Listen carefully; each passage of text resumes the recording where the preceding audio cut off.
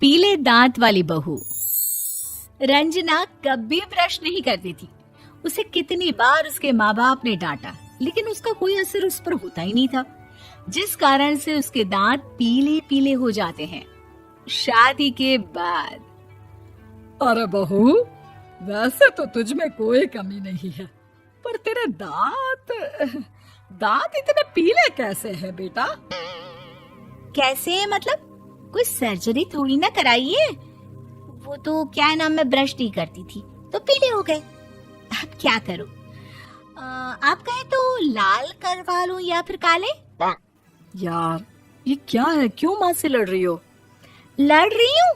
अरे मैं लड़ रही हूँ या ये बोल रही है कि दांत पीले हैं, पीले। अरे तपस्या थोड़ी ना की है इन्हें पीले करने के लिए। बकायदा ब्रश नहीं किया है 20 साल तक, तब जाकर।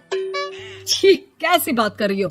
ये उस वक्त तो पीले नहीं थे जब हम लोग तुम्हें देखने आए थे। अरे तब साफ करवा लिया होगा डेंटिस्ट के पास जाकर। अब देखो कैसे पीले पीले लग रहे हैं। रंजना सास की तरफ गुस्से से देखती है। फिर शुरू हो गई पीले पीले पीले। अरे पीले तो तब भी थे जब मेरे हाथ का रसगुल्ला उड़ा उड़ा कर खा रही थी और बोल रही थी, लड़की नहीं गुणों का खजाना दे रहे भाई साहब आप। खैर, अब वो लोग करते भी तो क्या करते, पीले दांत वाली बहू पल्ले पड़ी थी तो झेलना तो था ही। एक दिन कीर्तन में रंजना गाना गा रही थी।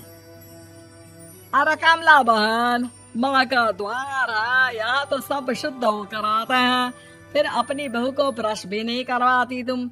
दूर से पीले पीले दांत भक्ति में बाधा उत्पन्न कर रहे हैं। अरे कोई 2 साल के बच्ची थोड़ी ना लेकर आई हूँ मैं बहू बनाकर। अच्छी खासी लड़की है, अरे कैसे करवाऊं ब्रश? ये तो उसे खुद करना चाहिए ना। अब माँ बाप तो इसके जैसे तैसे निपटा दिए, ये नहीं सोचा कि सास कैसे संभालेगी। सास बहू को लेकर घर आ जाती है, लेकिन सोच लेती है कि अब इसे लेकर कहीं नहीं जाएगी। अगले रोज बहू कहती है, अरे क्या हो गया, मंदिर नहीं जाना क्या? कीर्तन का वक्त हो रहा है। मेरी मधुर वाणी से कान्हा जी जागते हैं और सोते हैं। आप तो जानती है ना उनकी भक्ति में कितना मन लगता है मेरा। वो क्या है ना, तबीयत ठीक नहीं लग रही है मेरी, आराम करूंगी मैं। तबीयत ठीक नहीं लग रही? अभी तो मिथुन के गाने पर नाच रही थी आप, और अब बोल रही है कि तबीयत ठीक नहीं लग रही।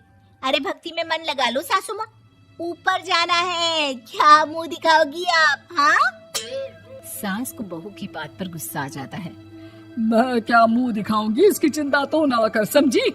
अपने मुंह की चिंता कर, जो ये पीले पीले दांत लेकर हर जगह पहुंच जाती है। पता है लोग कितना मजाक बनाते हैं। ना जी ना, मैं नहीं जाना कहीं तेरे साथ। तो ये बात है, कोई ना, मत जाओ, मैं अपने कमरे में ही बैठकर भक्ति कर लूंगी। ऊपर वाला दांत थोड़ी ना देखता है, मन देखता है, भावना देखता है। और अरे बस बस, तू सब कुछ दिखा, बस ये सफेद चमकदार दांत ना दिखाना किसी को, है? जा यहाँ से। बहू को सास की बात का कोई फर्क नहीं पड़ता, वो तो जैसी थी वैसी ही रह जाती है। सुबह नहाकर किचन में खाना बनाना, फिर खाना खाना, कीर्तन भजन करना और सो जाना। एक दिन, माँ जी मैं सहेली के घर जा रही हूँ, शाम को लेट आऊंगी। हाँ हाँ तो जाना, मैंने कौन सा तेरी आरती करनी है घर पर बैठकर। रंजना सहेली के घर जाती है, जहाँ वो पार्टी में जाने की तैयारी कर रही होती है। अरे शिखा, कहाँ जाने की तैयारी कर रही है? मैं गलत वक्त पर आ गई क्या? अरे नहीं यार, उल्टा सही वक्त पर आई है। मैंने ये साड़ी और ज्वेलरी निकाली है यार, शाम को इनके ऑफिस की एक पार्टी में जाना है। बताना कैसा लग रहा है ये सब? नहीं यार, इस ड्रेस के साथ तो वो वाली ज्वेलरी अच्छी लगेगी। हाँ हाँ सही बोल रही है, मैंने ध्यान ही नहीं दिया। वैसे तो हमेशा से मस्त फैशन सेंस रखती है। तो बड़ा जाती होगी ना पति के साथ पार्टी में। रंजना कुछ नहीं बोलती, बस सोचती है कि यार काश ये बात सही हो जाती, पर मैं क्यों नहीं जाती पार्टी में? क्या इन लोगों की कोई पार्टी होती नहीं होगी? रंजना घर आती है और रात में पति से सवाल करती है, एक बात बताइए, आप मुझे किसी पार्टी में क्यों नहीं ले जाते? क्या आपकी यहाँ ऑफिस में पार्टी नहीं होती? पति बेचारा क्या कहता कि दांत पीले हैं तुम्हारे इसलिए। अरे कोई पार्टी होती नहीं हम लोगों के ऑफिस में, तो कहाँ से लेकर जाऊं? और मार्केट, मॉल, कहीं वीकेंड घूमना, कहीं तो। अरे यार, सारे हफ्ते में एक छुट्टी मिलती है, तो सोचता हूँ कि आराम ही कर लूं। क्यों? रंजना मन मार के रह जाती है। पहले कभी सास के साथ मंदिर जाया करती थी, लेकिन वो भी सास ने ले जाना बंद कर दिया। घर बैठी बैठी रंजना बोर हो जाती है। तभी उसे आइडिया आता है और वो मायके जाने का सोचती है। सासू माँ, 2 दिनों के लिए मम्मी के घर जा रही हूँ। अच्छा अच्छा, ठीक है, आराम से जा। और हाँ, माँ से कुछ अच्छी आदत सीख कर आना कि कैसे शरीर के हर भाग की तरह दांतों की सफाई भी जरूरी होती है, समझी? शुरू हो गई ना आप। वो लोग आपकी तरह नहीं है कि छोटी छोटी बात का बतंगड़ बना दे। उन लोगों के लिए मैं मायने रखती हूँ, ना कि मेरे पीले पीले दांत। रंजना माँ को बिना बताए उन लोगों को सरप्राइज देती है, लेकिन जैसे ही वो दरवाजे पर पहुंचती है, अंदर देखती है कि घर वाले कहीं जा रहे होते हैं। अब माँ, काश रंजना दीदी के दांतों वाली प्रॉब्लम नहीं होती, तो वो भी हम लोगों के साथ चलती ना बुआ जी की बेटी की शादी में।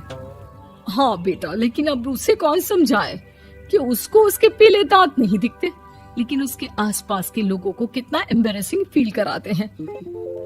मुझे तो कितनी बार उसके स्कूल की टीचर ने शिकायत की कि उसके साथ कोई लड़की बैठना भी नहीं चाहती, और ना ही कॉलेज में कोई उससे बात करना चाहता था।